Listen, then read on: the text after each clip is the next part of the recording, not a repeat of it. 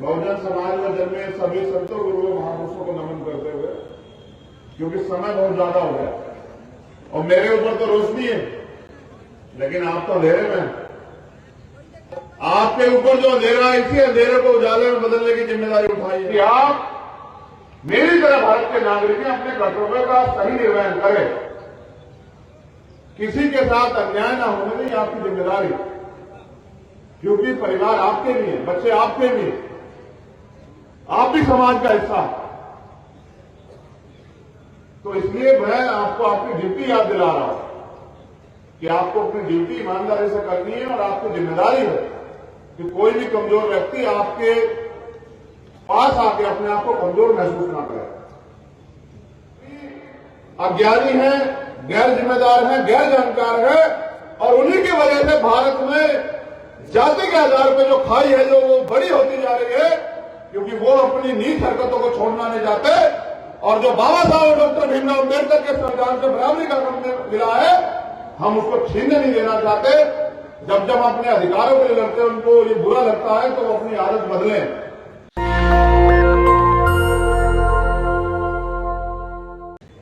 जिनका एक ही लक्ष्य है कि मैं जिम्मेदारी से सभा में आ जाऊं और सुरक्षित वापस चला जाऊं, मैं उनका भी धन्यवाद करता हूं।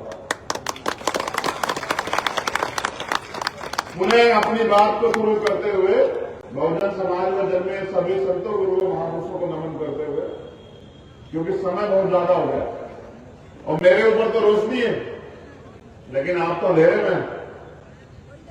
आपके ऊपर जो अंधेरा है, इसी अंधेरे को उजाले में बदलने की जिम्मेदारी उठाई है हम लोगों ने कि जब तक आपके चेहरे की उदासी दूर नहीं होती, जब तक आपके घरों में सुनहरा उजाला नहीं होता, जब तक आपकी जिंदगी में वो सम्मान और उस सुविधाएं और अधिकार नहीं आते, तब तक हम लोग अपने खून का कतरा चुका के जो है मेहनत करते रहेंगे। यहां मिशन के गीतों के माध्यम से समाज को जागृत करने वाली मेरी छोटी बहन निशा बोध जी का भी धन्यवाद करता हूं। उनका जन्मदिन था, मैं उनको विश नहीं कर पाया। मेरी तरफ से आपके लिए बहुत बहुत मंगल कामना है। अपनी बात को शुरू करने से पहले जो उद्बोधन के तौर पे यहां की घटनाओं का एक पूरा पर्चा मुझे दिया गया, पहले मैं इसको पढ़ देता हूं। जैसे 2008 में यहां उज्जैन में रविदास स्टैच्यू निर्माण करने की घोषणा की गई थी, आज तक नहीं बन पाया। इस पर आप गौर करना, ये घटनाएं मैं क्यों बता रहा हूं, इसका भी कारण बताऊंगा। दूसरी, वैश्य टेकरी उज्जैन को वर्ष 2013 में राष्ट्रीय धरोहर में सम्मिलित की गई, लेकिन आज तक धरोहर का कार्य अधूरा। कोरोना काल में शहर में सिटी बसों को बंद कर दिया गया था, जिसे आज तक पुनः चालू नहीं किया गया। तो समझ आया कि जय भीम का नारा जो है बांटने का नहीं, जोड़ने का नारा है, क्रांति का नारा है जय भीम। उज्जैन जो है वो भारत में अनुसूचित जाति के लिए बाहुल्य जिला है, फिर भी यहां अनुसूचित जाति वर्ग के परिवारों के साथ जातिवाद को लेकर नए विवाद रोजाना होते हैं। दलित परिवारों को ये बड़ा डिफिकल्ट है। पुलिस के लोग जहां खड़े हैं, आईबी भी है, LIU भी है, पुलिस भी है, और जो फोर्सें हैं वो भी हैं, फिर भी जाति को आधार मान के किसी समाज के सम्मान के गाड़ करना और उसकी मजाक उड़ाना। और फिर अगर हम ये कहें कि यहां अन्याय हो रहा है तो ये कहना कि भीम आर्मी के लोग संघर्ष के लिए, आंदोलन के लिए तैयार रहते हैं, तो मुझे ऐसा लगता है कि आपको अपनी ड्यूटी जिम्मेदारी से करने की जरूरत है। अगर आपके रहते हुए भी अगर कोई व्यक्ति यहां डरा सहमा है, उनको जो तनख्वाह मिलती है वो इन गरीब, मजलूम, कमजोर और अमीर सब लोगों का जो टैक्स है उससे मिलती है, ना कि कोई सरकार आपको देती है। इनके पैसे से आपके घर चलते हैं मेरे साथियों, तो इनके साथ होने वाले अन्याय पे आप जाति और धर्म देख के कार्रवाई करते हो। मुझे इस बात की कड़ी आपत्ति है, और आपत्ति नहीं है, मैं आपको चेतावनी भी देता हूं कि हम लोग बहुत मेहनत कर रहे हैं। और ये जो लोग मेरे सामने बैठे हैं, अगर ये पूरी ईमानदार से काम करेंगे तो मैं गारंटी देता हूं कि 2023 में जब नया सवेरा आएगा तो यहां जितने लोग बैठे और यहां सामने जो लोग बैठे, हो सकता है इनमें से कई विधायक यहां बनकर बैठे हो और हो सकता है ये सरकार चला रहे हो सकता है जिनको आज आप थानों से न्याय न देकर ये कह के धमका के डाल के भगाने काम करते हुए मुकदमे लगा दूंगा, हो सकता है कल आपको सैल्यूट करना पड़े उन लोगों को, उनकी सुरक्षा करनी पड़े। ये लोकतंत्र है। इसलिए मैं आपको चेतावनी के साथ ये कहता हूं कि आप मेरी तरह भारत के नागरिक हैं, अपने कर्तव्य का सही निर्वहन करें। किसी के साथ अन्याय न होने दें, आपकी जिम्मेदारी, क्योंकि परिवार आपके भी है, बच्चे आपके भी हैं, आप भी समाज का हिस्सा। तो इसलिए मैं आपको आपकी ड्यूटी याद दिला रहा हूं कि आपको अपनी ड्यूटी ईमानदारी से करनी है और आपकी जिम्मेदारी है कि कोई भी कमजोर व्यक्ति आपके पास आके अपने आप को कमजोर महसूस ना करे। पानी मांगने पर जातिवादियों द्वारा दलित वर्ग के परिवारों को बेरहमी से मारपीट की जाती है और जातिवाद को लेकर हमेशा नीचा दिखाया जाता है। अब मैं सोचता हूं कि हम तो कर्म के आधार पर व्यक्ति का आकलन करते हैं कि कौन अच्छा है कौन बुरा। जो बुरे कर्म करेगा वो बुरा होगा। ना तो जाति व्यवस्था हमारे महापुरुषों ने बनाई, ना ही हम जाति को मानते हैं। हम तो दुनिया में रहने वाली तमाम बहनों के लिए संघर्ष करने के लिए रोज तैयार रहते हैं। हम तो हर पीड़ित के साथ खड़े होते हैं। तो फिर मैं समझता हूं कि जो लोग जाति का दम और घमंड मांगते हैं तो वो लोग अभी अज्ञानी हैं, गैर जिम्मेदार हैं, गैर जानकार हैं और उन्हीं की वजह से भारत में जाति के आधार पर जो खाई है जो वो बड़ी होती जा रही है, क्योंकि वो अपनी नीच हरकतों को छोड़ना नहीं चाहते। और जो बाबा साहब डॉक्टर भीमराव अम्बेडकर के संविधान से बराबरी का हक मिला है, हम उसको छीनने नहीं देना चाहते। जब जब अपने अधिकारों के लिए लड़ते हैं, उनको ये बुरा लगता है तो वो अपनी आदत बदलें, क्योंकि आने वाला कल तो शोषित वर्ग का है।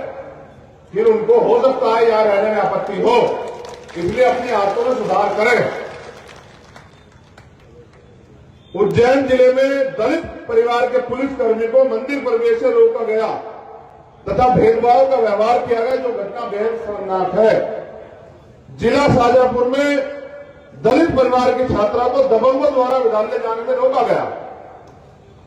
गणेश विसर्जन चल समारोह में शामिल दलित परिवार के छात्र को बेरहमी से पीटा गया तथा उसकी रीढ़ की हड्डी पर जोर से मारकर हड्डी तोड़ दी गई। तो इस पर मैं कहना चाहता हूं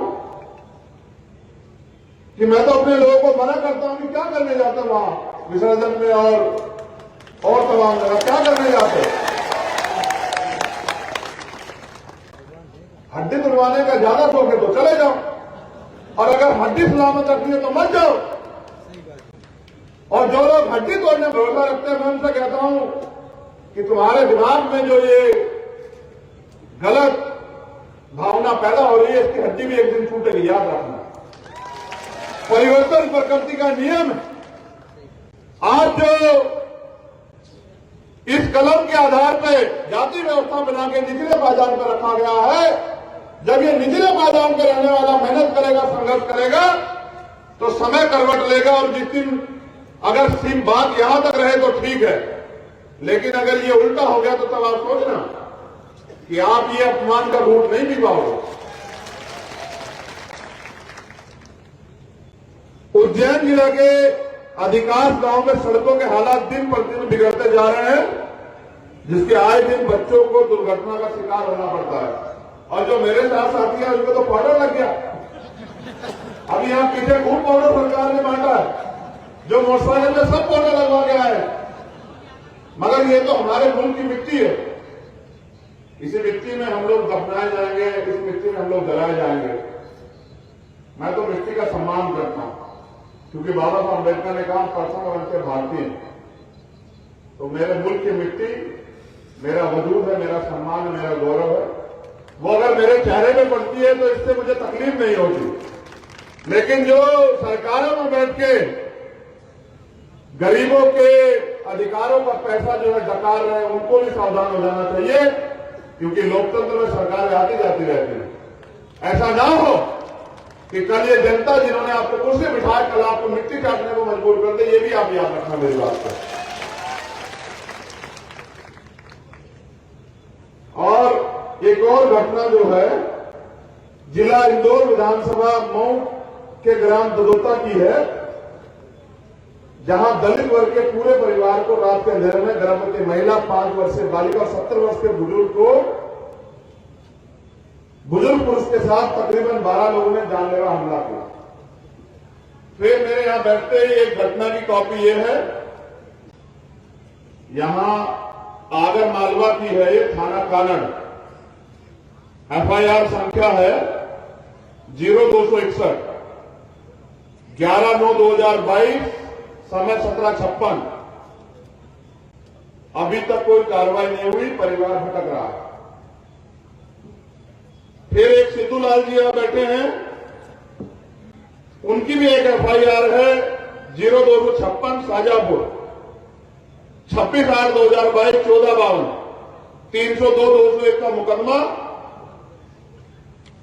लगभग 2 महीने होने को और अभी तक कोई कार्रवाई नहीं हुई। मैं ये इसलिए पढ़ रहा था कि भाई एक और चिप्स आ गया, ये भी पढ़ना पड़ेगा, इंपोर्टेंट है, क्योंकि हम बहुजन समाज की बात करते हैं, हमारे मुस्लिम समाज के भाई भी हमारा कंधे से कंधा मिला के इस आंदोलन में खड़े हैं। तो यहां सरकार अपना एजेंडा फिट करने के लिए मुस्लिम भाइयों को कारोबार से रोक रही है, मुस्लिम धर्मगुरुओं के खिलाफ आपत्तिजनक टिप्पणी की जाती है, मुस्लिमों के घर तोड़े जा रहे हैं और झूठे मुकदमे लगा के, क्योंकि न्यायपालिका भी इनकी, कार्यपालिका भी इनकी, सरकारें भी इनकी, पुलिस भी इनकी, थाने भी इनके, डॉक्टर भी इनके, तो झूठे मुकदमे लगा के इनको जेल भेजा जा रहा है। मैं उनसे भी कहूंगा, ये घटनाएं मैंने इसलिए पढ़ी क्योंकि मुझे मेरे गुरु मान्यवर साहब काशीराम ने समझाया है कि हम पे अन्याय इसलिए होता है क्योंकि हम कमजोर हैं, और यह अन्याय हमारे साथ तब तक होता रहेगा जब तक हम कमजोर बने रहेंगे। अगर इस अन्याय को रोकना है तो हमें ताकतवर बनना पड़ेगा, और लोकतंत्र को अगर हम समझते हैं, लोकतंत्र को अगर हम समझते हैं तो लोकतंत्र बहुमत के शासन का नाम है, यानी कि जिसके पास वोट होगा उसका राज होगा, और जिसका राज होगा उसके पास कानून बनाने की ताकत होगी। पुलिस भी उसकी, डॉक्टर भी उसका, एजेंसियां भी उसकी, कोर्ट भी उसका, क्योंकि कोर्ट भी यहां राजनीति से जो इन्फ्लुएंस करता है, नेताओं के इशारे में, सरकार के इशारे में काम करता है। और इसका प्रमाण है मेरे पास कि जब सुप्रीम कोर्ट के चीफ जस्टिस को एक फैसला देने के बाद राज्यसभा का मेंबर बना दिया जाता है, और दूसरे को चीफ जस्टिस को एक आयोग का चेयरमैन बना दिया जाता है, तो मुझे समझ आता है कि वहां दिल्ली में बैठे हो या हाईकोर्ट यहां भोपाल में बैठे हो, ये जो कोलोनियल सिस्टम के जो जज बने हैं, इनसे न्याय की उम्मीद करना बेवकूफी है। इसलिए कोलोनियल सिस्टम का भी जो है बीज नाश करने का काम भीमाल में आजाद समाज पार्टी करेगी, मेरा वादा है आप लोगों को। जो रणनीति बना के दलित, पिछड़े, आदिवासी लोगों को सुप्रीम कोर्ट, हाई कोर्ट में घुसने रोका गया है, उस कोलोनियल सिस्टम की भी नसबंदी करने का काम आजाद समाज पार्टी करेगी, ये मेरा आपसे वादा है।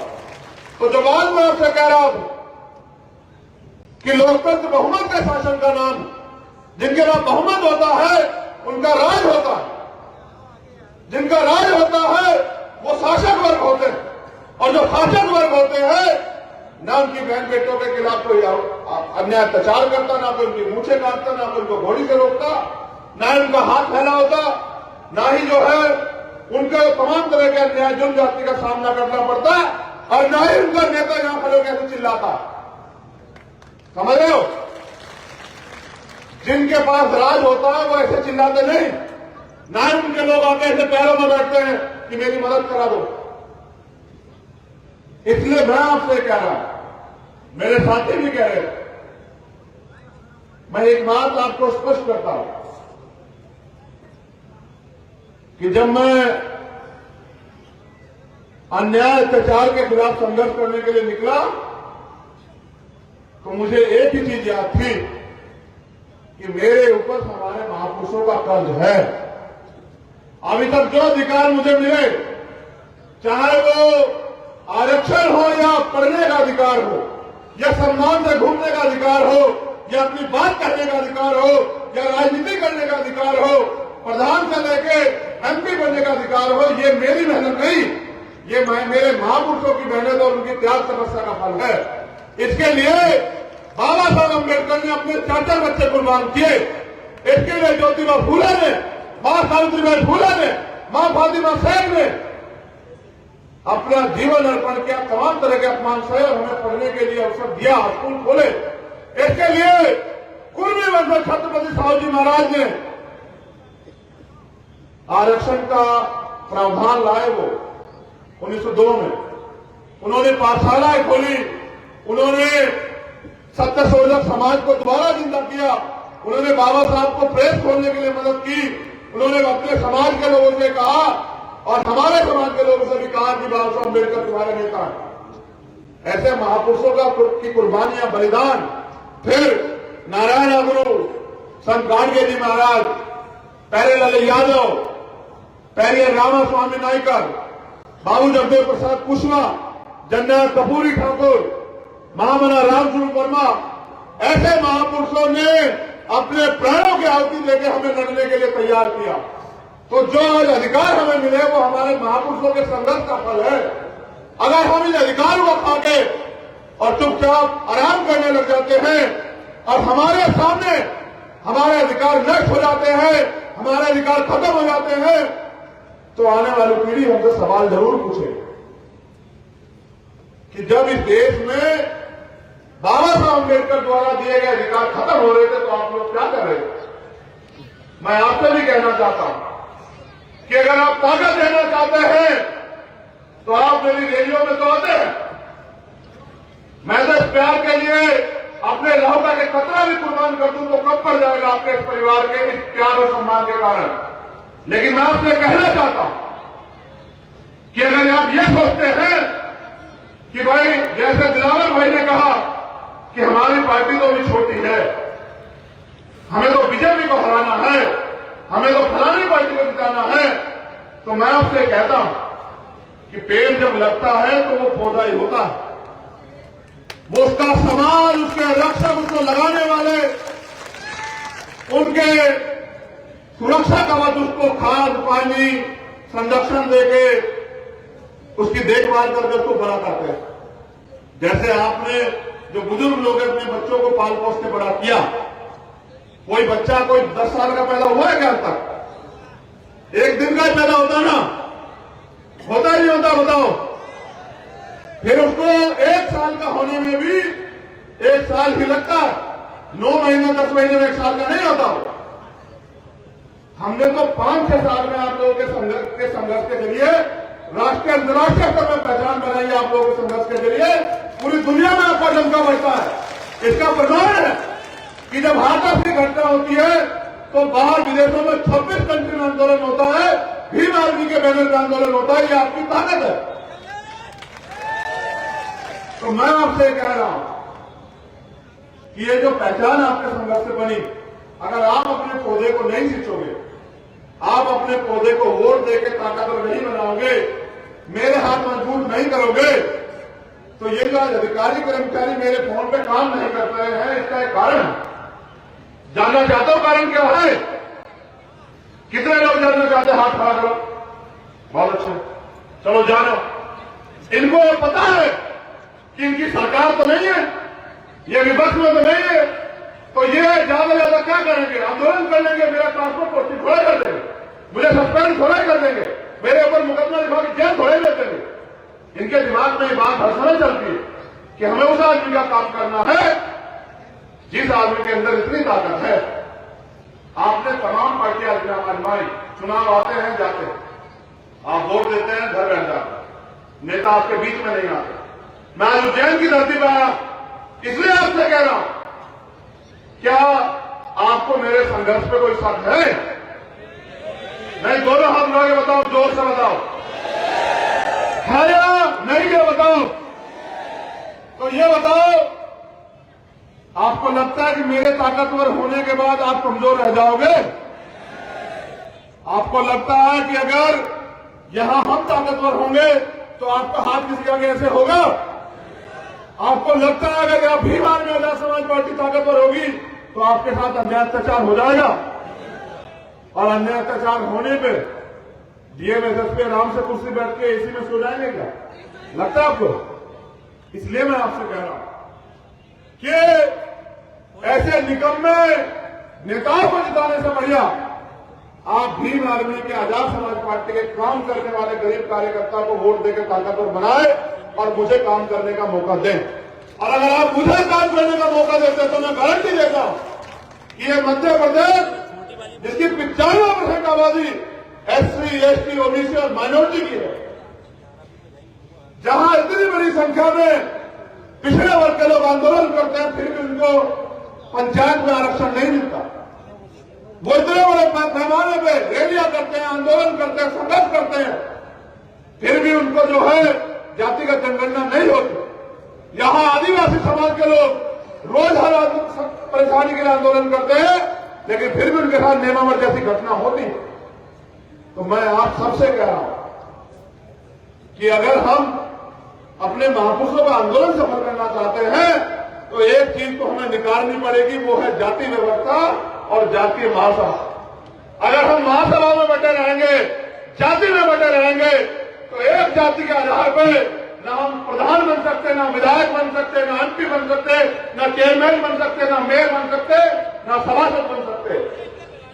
अगर आपको राज व्यवस्था लानी है तो राज व्यवस्था की सोच भी पैदा करनी पड़ेगी।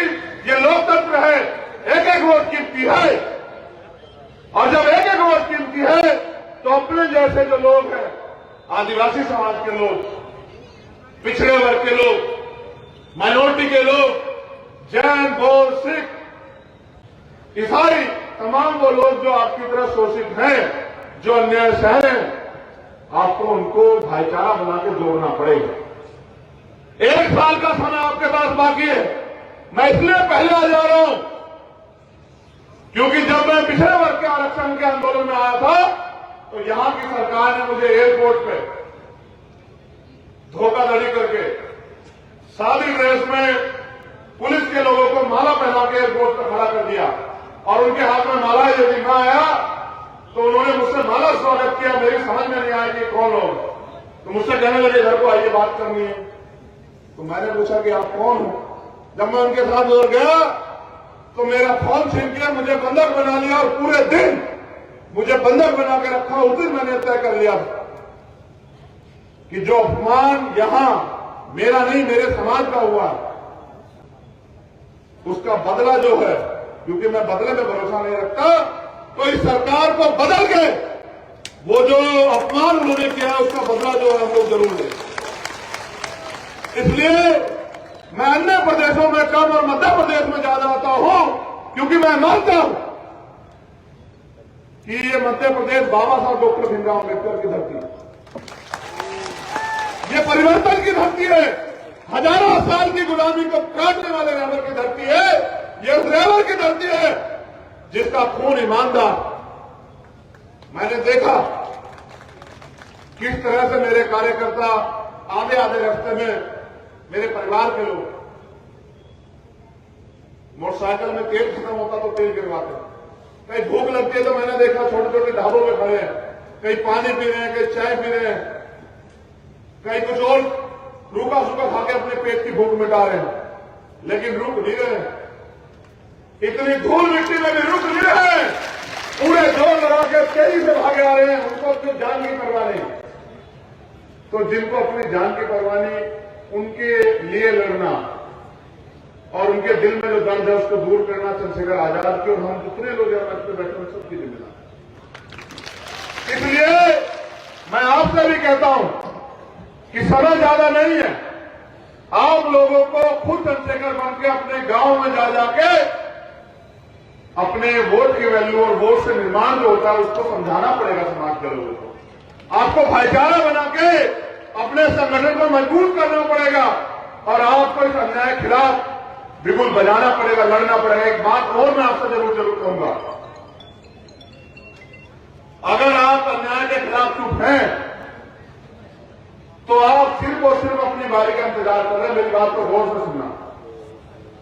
अगर आप अन्याय के खिलाफ चुप्पी थाम के बैठे हैं, आंखें बंद कर रहे हैं, हमारे यहां कहावत है कि अगर बिल्ली को देख के कबूतर रेत में सर दे ले तो खतरा टलता नहीं। समझ रहे हो? अगर बिल्ली को देख के कबूतर रेत में सर दे ले तो खतरा टलता नहीं है। अगर आप काम नहीं कर रहे हैं तो दुश्मन पूरी मजबूती से काम कर रहे हैं, उसका बस चले तो कोई संविधान हटा दो। आप महसूस करके देखो, अगर संविधान नहीं रहेगा तो कोई आपके भाई को यहां मंच से बोलने देगा? ऐसा पंडाल लगाने देगा? मेरी बहन को यहां गाना गाने देगा? इस देश की करोड़ों महिलाओं को डॉक्टर, इंजीनियर, आईएएस, आईपीएस बनने देगा? आपको प्रधानमंत्री तो छोड़िए, प्रधान बनने देगा? तो इसलिए मैं आपसे कह रहा हूं, अगर आप अन्याय के खिलाफ चुप है तो आप सिर्फ अपनी बारी का इंतजार कर रहे हैं, क्योंकि आपके समाज पे तो अत्याचार हो रहा है। भाई अगर उज्जैन में नहीं हो रहा है तो आगर में हो रहा है, आगर में नहीं हो रहा है तो इंदौर में हो रहा है, इंदौर में नहीं हो तो देवास में हो रहा है, देवास में नहीं हो रहा तो भोपाल में हो रहा है, भोपाल में नहीं तो शाजापुर में हो रहा है नहीं हो रहा? बताओ। एनसीआरबी का डाटा कहता है कि भाई एक साल में लगभग 63,000 महिलाओं के साथ अपराध हो रहे हैं और 38,000 के करीब अपराध सिर्फ शेड्यूल कास्ट की महिलाओं के साथ हो रहे हैं। वो महिलाएं तुम्हारी बहन बेटी लगती है, लगती है? बताओ। मेरी बहन बेटी लगती है, लगती है? बताओ। अगर उनके साथ होने वाले अन्याय में हम चुप हैं तो हम कर क्या रहे हैं? अपनी बारी का इंतजार ही तो कर रहे हैं कि जब मेरी बहन के साथ होगा तब मैं लड़ूंगा। यही तो कर रहे हैं। जबकि हम इस अन्याय को राजनीतिक शक्ति बना के जब से कर सकते हैं। किसी की मां ने दूध भी पिलाया ताकत में हो और किसी बहन की तरफ से याद उठा मैं गारंटी देता हूं इस बात। लेकिन नौजवान साथियों, आप लोग अपनी जिम्मेदारी से भाग के नारे तो बहुत लगा रहे हो, जय भीम जय भीम के, लेकिन जो बुनियादी काम है कि गांव राज आके समाज को जोड़ के अपनी बात कहने का, उस काम में बड़े पीछे। आप रैलियों में तो बड़ी संख्या में आ रहे हो, लेकिन मैं कहता हूं कि संगठन का काम करो। 1 और 1 11 होते हैं और 11 गुणा 11 जो है वो 121 होते हैं। मैं जब आपसे ये बात कहता हूं तब आप चुप हो जाते हो। इसलिए मैं आपसे कह रहा हूं, अगर आप ये सोच रहे हैं कि सारा काम चंद्रशेखर भाई करेगा या सारा काम सुनील अवस्थी करेगा या सारा काम भाटी जी करेंगे, अरविंद करेंगे, तो भाई आप मसीहा के तो इंतजार कर रहे हो ना। बुद्ध कह के गए, क्या कहा बुद्ध ने? अपो दीपक, अपना दीपक स्वयं बनो। और आप क्या कह रहे हो? कोई मसीहा आके अपनी जिंदगी बदलेगा। और मैं कह रहा हूं कि जो बुद्ध ने कहा वही सत्य है। आप अच्छा बताओ, जितने लोगों को 2 हाथ अगर हाथ खड़े करो, बहुत बढ़िया, हाथ नीचे करो। जिनको 2 पैर है वो हाथ खड़े करो, बहुत बढ़िया। जिनको 2 आंखें वो हाथ खड़े करो, बहुत बढ़िया। जिनको 2 कान है वो हाथ खड़े करो, बहुत बढ़िया। अब मुझे बताओ भाई, 2 हाथ, 2 आंख, 2 कान, 2 पैर, आपके अंदर भी इतनी क्षमता जितनी मेरे अंदर है। क्या आप मुझसे कमजोर हैं? क्या आप अगर मेहनत ईमानदार संघर्ष करो तो आपका कोई मुकाबला कर सकता है? तो अगर आप संघर्ष नहीं कर रहे हो, अपने आप कमजोर आ रहे हो, तो इसमें मेरी गलती है, आपकी गलती? बताओ भाई, आप बताओ। अगर आपके पास 2 हाथ, 2 आंख, 2 कान, 2 पैर और कुदरत ने आपको बुद्धि दी है, तो जब दूसरे लोग राजनीतिक काम कर सकते हैं, दूसरे लोग राज व्यवस्था में कायम हो सकते हैं, तो मेरा समाज क्यों नहीं हो सकता? अरे चाहे उच्च जाति का हो, जाति व्यवस्था, चाहे नीच जाति का हो, 1 वोट 1 वैल्यू बाबा साहब अम्बेडकर कह के गए। चाहे राष्ट्रपति की वोट हो या किसान की, मजदूर की हो या नौजवान की, सबकी वोट की कीमत एक है। एक आदमी की 1 वोट, 1 वोट की 1 वैल्यू। फिर आप मुझे बताओ कि इतना बड़ा समाज जो दिल्ली गति परिवर्तन कर सकता है, वो मध्य प्रदेश में हाथ क्यों फैलाए हुए है? क्योंकि वो अपनी क्षमता को नहीं समझ रहा है। इसलिए मैं आपसे कहता हूं, आप मुझसे प्यार करते हैं? मैं नहीं। अब तो मुझे महसूस हो रहा है कि कम करते हैं। आवाज इतनी धीमी थी, अगर मेरे पास दिल मेरे पास होता तो टूट जाता, तो नहीं है, क्योंकि वो तो मैंने समाज का नाम दे दिया। तो क्या मैं दोबारा जानना चाहता हूं, मुझसे प्यार करते हो? मेरी मदद करना चाहते हो? मुझे अपने पैरों पे खड़ा होता देखना चाहते हो? तो फिर मेरा आपसे निवेदन है, आप रैली में आओ या ना आओ, लेकिन आप जमीन पे काम जरूर करो यार। देखो, मैं बड़ा भावुक आदमी हूं, ताकतवर तो बहुत हूं। ताकतवर कितना हूं ये मुझे बताने की जरूरत थोड़ा ही है, ये तो आप राजस्थान की सरकार से पूछ लो, ये तो आप मध्य प्रदेश की सरकार से पूछ लो कि ताकतवर कितना हूं। ना विधायक हूं, ना एमपी हूं, बहुत बड़े धन्ना सेठ का बेटा भी नहीं, धन कुबेर का बेटा भी नहीं, आपके जैसे आरक्षण की वजह से बने प्राइमरी स्कूल के हेडमास्टर का बेटा हूं, और प्राइमरी स्कूल में पढ़ के आया हूं, ना कि कॉन्वेंट स्कूल में। और मैं गारंटी देता हूं, लोग झूठ बोलते रहे, मैं नहीं बोलता। मेरी मां दूध बेचती थी, पशु रख के, क्योंकि 6 बहन भाई थे हम लोग, तो खर्चा नहीं पड़ता था नौकरी में, सबको पढ़ाना भी था मेरे पिताजी को, और भी बहनों की शादी भी करी, 3 बहनें। तो मेरी मां खेत पे जाती थी घास लेने, और मैं स्कूल से आता था, और स्कूल से आके सबसे पहले मैं खेत पे जाता था कि मेरी मां को परेशानी ना हो, घास की कचड़ी को उठा के लाता था 2-2.5 किलोमीटर। खेत पे अगर कोई पेड़ टूट जाए तो उस पेड़ को जो है कंधे में रखते, चाहे वो 1.5 क्विंटल का 2 क्विंटल का हो, एक इंडवा बना के कपड़े का कंधे में रख के उसको लाता हूं। और घर पे आके मशीन पे, अब तो घर पे, हमारे घर में भी वो लगी है इलेक्ट्रॉनिक मशीन, तार लगा काट देती है घास। 1.5 क्विंटल घास जो है, चाहे चरी हो, चाहे बाजरा हो, चाहे मक्का हो, और चाहे गन्ने का वो हो, 1.5 क्विंटल घास एक बार में जो है, एक बार मशीन पकड़कर काटते खत्म होता था, उसके बगैर छोड़ता नहीं था मशीन। तो मैं तो आपके बीच से निकल के आया, आप में से एक, आपका दर्द जानता, इसलिए अब तो मेरी आंखों के आंसू भी सूख गए, इतना दर्द सहते हुए, इतना दर्द सुनते हुए। आप पे एक घटना आती होगी, मेरे पास दिन में सैकड़ों घटना आती है।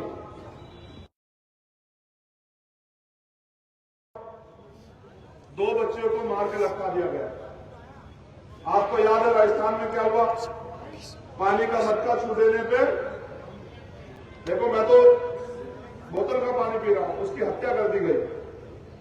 आपने देखा कि एक आईपीएस होने के बाद एक व्यक्ति को सम्मान से बारात निकालने के लिए पुलिस की जरूरत पड़ी। आपने देखा किस तरह से बिहार में एक गरीब व्यक्ति को गोली मार दी गई। आपने देखा छात्रावास में बिहार में गुंडे जाके गोली चला देते हैं बच्चों पे। कितनी घटनाएं, अगर मैं जिक्र करने लगूं तो सवेरा हो जाएगा। इतना दर्द कि आंसू भी सूख चुके। बस एक ही उम्मीद है कि आपने सबका साथ दिया। मेरे रहबर काशीराम साहब कहते थे, मेरे गुरु, कि यूपी के बाद अगर कोई बहुजन मूवमेंट के लिए सबसे ताकतवर धरती है तो मध्य प्रदेश है। मुझे आपसे और तुमसे बहुत उम्मीदें हैं, और मुझसे भी आपको बहुत उम्मीदें हैं। आपकी वजह से मैं हूं, और मैं चाहता हूं कि मैं अपने जीवन में कुछ कर गुजर जाऊं जिसके कारण आपकी जिंदगी में एक नया सवेरा आ जाए। इसलिए मैं आपसे अपील करता हूं कि आपको अगर वास्तविकता मेरा साथ देना तो फूल माला चढ़ाने के बजाय, नारे लगाने के बजाय गांव-गांव जाके निकल के घर से समाज को जोड़ने का, समझाने का काम कीजिए। क्योंकि मैं देख रहा हूं कि जिस तरह से देश का गृह मंत्री कहता है, क्या कहता है कि हम 50 साल राज करेंगे, मुझे ऐसा लगता है कि वो भारतीय संविधान को बदल देना चाहते हैं। उनके नेता भी ये कहते हैं, उनके धर्मगुरु भी ये कहते हैं, और वो भी ये कहते हैं। वो संविधान की शपथ लेके प्रधानमंत्री बने, लेकिन वो उनका असली मकसद भारतीय संविधान को खत्म करना है, जो मकसद देता है। और मुझे लगता है 2024 का चुनाव आखिरी चुनाव। इसलिए मैं आपसे कह रहा हूं कि 23 में इतने ताकत बना देना कि 24 में यहां पर चुनाव लड़ने के लिए भी मैं अपने आजाद समाज पार्टी से दूसरे बगैर चुनाव के बारे में बात न करूं। इतनी ताकत जो है कि वोट देकर बना देना कि जब 24 का चुनाव आए तो यहाँ के नेता जो है ये हमारे प्रदेश अध्यक्ष भाऊ जी और प्रभारी जी के पास आप कहें कि भाई हमारे साथ मिलकर लड़ लो चुनाव, हमारे साथ मिलकर लड़ लो, हम भी जीत जाएंगे। एक आखिरी बात जो आपको सुननी चाहिए कि आजकल आपने देखा है कि देश का जो सबसे ताकतवर संगठन खुद को कहता है, जिसने अपने मुख्यालय पे सीआरपीएफ की सुरक्षा लगाई है, उनके नेता मोहन भागवत की आज कुल बदले बदले बयान दे रहे हैं, बड़े बदले बदले से बयान दे रहे हैं। जो लोग कहते थे संविधान बदल देंगे, जिनके नेता गांधी को लेकर तमाम लोग कहते रहे कि जाति व्यवस्था बनी रहनी चाहिए, जो लोग इसके समर्थक रहे, बड़े बदले बदले से बयान दे रहे हैं, कहते हैं कि जाति और वर्ण व्यवस्था पुरानी चीजों को भूल जाना चाहिए। तो मैं उनको सुझाव देता हूं कि भारत में लोकतंत्र, संसद में कानून बना दो, सरकार तुम्हारी। क्यों इस तरह के भाषण देते हो? इस तरह के भाषण इसलिए दे रहे, इसको भी जान लो कि इस तरह की चिकनी चुपड़ी बातें करके आपके वोट लेने, आपको हिंदू बना के आपका वोट लूटना है। इसलिए आपसे कह रहा हूं कि आजकल आरएसएस को डरी हुई है। पता है क्यों डरी है? पता आपको? क्योंकि मध्य प्रदेश में आप लोगों ने जो क्रांति की है ना, चाहे नेमावर हो, चाहे शाजापुर हो, चाहे शिवपुरी हो, चाहे इससे पिछड़ी रही हमारी काउंट, चाहे रावण की ससुराल मंदसौर हो, और चाहे उज्जैन हो, आपकी एकता से तकलीफ तो हो रही। जो नौजवान हमें तमाम लोग कहते हैं, मैं कहता हूं सीना ठोक के कि जो लोग कहते थे, जो लोग हम पे आरोप लगाते हैं, वो बताए कि हमने समाज के युवाओं को मिशन का काम करने की सीख दी या बिकने की सीख दी। आप अपना नाम लोग बैठे, अपने आप आग्रह करें। जो नौजवान रोटी कपड़ा मकान के लिए लाइन में लगा हुआ था, हमने उसके अंदर ये चार पैदा की कि वो मांगने वाला नहीं, वो देने वाला बने। इसलिए उसको महापुरुषों में हम लोगों ने छोड़ने का काम किया, क्योंकि यहाँ की सरकारें नौजवानों को रोजगार नहीं, रोजगार मांगने में लाठियों से जरूर पीटती है। इसलिए मैं आपसे कह रहा हूं कि आपको एक गांव पड़ता है, ये वर्षी जी भेज रहे हैं, अतिक्रमण के नाम पर बाबा साहब की प्रतिमा हटाई गई। तो मैं कह रहा हूं हटाई जाएगी। जब तुम राजनीतिक ताकत में बनाओगे, प्रतिमा नहीं, तुम्हें जिंदों को हटाया जाएगा। और जिंदों के कत्ल भी तो हो रहे, तुम देख रहे हो। फिर आज की जो आयोजन कमेटी का धन्यवाद जरूर देना पड़ेगा इस सफल आयोजन के लिए। आज की आयोजन कमेटी, इसमें दूल्हे सिंह जी हैं, राजेश वर्षी जी हैं, मेरा छोटा भाई रवि गुजराती, और जिसका नाम नहीं लिखा, चंचल, छोटी बहन हमारी नागू लाला जी, लाल मालवीय जी, सोनू खान जी, दिलीप सिंह परमार जी, जीवन सोलंकी जी, सरवण धानुक जी, जीवन सोलंकी, संजय सूर्यवंशी, सुनील राजौरिया, तूफान, जो संजय तूफान मेरे साथ जेल में रहा रविदास मंदिर वाले आंदोलन में, जब पूरे वक्त तोड़ दिया गया। मैं धन्यवाद देता हूं सभी भाइयों का, जो लोग मेरे साथ वहां जेल में थे। हम 96 लोगों ने 66 दिन काटे, लेकिन त्यार को भी पता लगा कि कोई आया। नरेंद्र दहिया, सुमेर गुजराती, विनोद डाबी, राकेश मामनिया, विनोद चौहान, संतोष राजौरिया, जय कुमार चौहान, जीवन सिंह वाघेला, सुमेर गुजराती, नीरज चंदसोरिया, रुपेश बैन, वॉलंटियर के जो प्रभारी हैं, जयराम पटेल, और तमाम उन साथियों का, हमारे प्रभारी जी रविंदर सिंह भाटी जी, दोनों प्रदेश अध्यक्ष, यहाँ के पुलिस के साथी, हमारे वॉलंटियर बहादुर साथी। याद रखो, अभी वॉलंटियर हो, हमारी सरकार आएगी तो सरकारी नौकरी मिलेगी, वॉलंटियर को चिंता मत करो। एक वॉलंटियर डिपार्टमेंट बना के जो पुलिस की सुरक्षा में कुछ कमी है, वो सुरक्षा काम आपको दिया जाएगा, आप लोग चिंता मत करो, ठीक है? काम करते रहोगे। इन सभी साथियों का धन्यवाद। प्रशासन से मेरी अपील है कि जिन घटनाओं पर मैंने आपसे बात रखी, मेरा अनुरोध है कि उन घटनाओं पे आप लोग संज्ञान ले और उन पे कार्रवाई सुनिश्चित करें, वरना मजबूरी में सड़क पे आदमी तब आता है जब वो मजबूर हो जाता है, उम्मीद खत्म हो जाती है कि न्याय मिलेगा। फिर जो भीड़ आज यहाँ है वो सड़कों में उतारनी पड़ेगी, फिर माहौल जो है डिस्टर्ब होगा, कानून व्यवस्था डिस्टर्ब होगी। मैं उसका पक्का नहीं हूं, क्योंकि मैं संविधान को मानने वाला हूं। इसलिए आपसे कह रहा हूं कि सत्ता के प्रभाव में नहीं, न्यायोचित कार्रवाई करें। उन्हें वहां बेटी मेरी बहनों का, माओ का धन्यवाद देता हूं और आप सब साथियों को धन्यवाद जिसने भी योगदान दिया, जो भी योगदान दिया, इससे आंदोलन सफल हुआ। अब महत्वपूर्ण बात, यह आंदोलन किसका है भाई बताओ, किसका आंदोलन है? ये चाय डब्बे किसके हैं बताओ? तो चाहे 1 रुपए की मदद करो, चाहे 2 रुपए की मदद करो, लेकिन इसमें अपना योगदान जरूर दो, क्योंकि माननीय काशीराम साहब कहते थे कि जो सहारा देगा वो इशारा देगा। मैं आपका सहारा चाहता हूं, आपका इशारा चाहता हूं। आपके मेहनत की कमाई से जो भी इस आंदोलन में मिलेगा उससे ये आंदोलन का खर्चा वहन हो जाएगा। मगर याद रखना कि इतिहास किसी का इंतजार नहीं करता। आपके पास मौका है कुछ कर दिखाने का, दुनिया आपको याद रखे, इसलिए कुछ करके गुजर के जाइए, वरना रोटी तो जानवर भी खाता है और रोटी के लिए जानवर भी जीता। अगर आप इंसान हैं और खुद को इंसान मानते कुछ कर गुजरना चाहते हैं, महापुरुषों का अगर कर्ज मानते हैं तो फिर आंदोलन में जुट के मेहनत कीजिए। अब आखिरी बात का जवाब दो, अगले 1 महीने में कितने लोग हैं जो गांव में जाकर मीटिंग करने का प्रयास, रुक जाओ बिल्कुल सीधेंगे, जो ईमानदारी से करेंगे वही हाथ उठाना है। यार कितने लोग हैं जो मीटिंग करेंगे? अबे इतने तो उज्जैन में गांव में नहीं जिले एक दिन में खत्म हो जाएगा सारा काम, समझ रहे हो? इतनी तुम्हारी संख्या गांव में नहीं, एक दिन में सारे गांव में मीटिंग हो जाएगी नहीं। अपने परिवार का खर्च वहन करते हुए समय निकाल के मेहनत करिए, क्योंकि हमारे महापुरुषों कर्ज है हमारे। आखिरी निवेदन करूं आपसे, जो साथी मोटरसाइकिल पे आए ना, पिछली बार भी कहा था हेलमेट लगा लिया करो, वरना रैली में तुम्हारा आना बैन करवा दूंगा मैं। बिल्कुल बता रहा हूं, अगर तुम हेलमेट नहीं लगाओगे। नेशनल दस्तक की आपसे गुजारिश है कि अगर इसको बचाना चाहते हैं तो नेशनल दस्तक को सब्सक्राइब करने के लिए रेड कलर के सब्सक्राइब बटन को दबाएं, फिर बेल आइकन की घंटी दबाएं।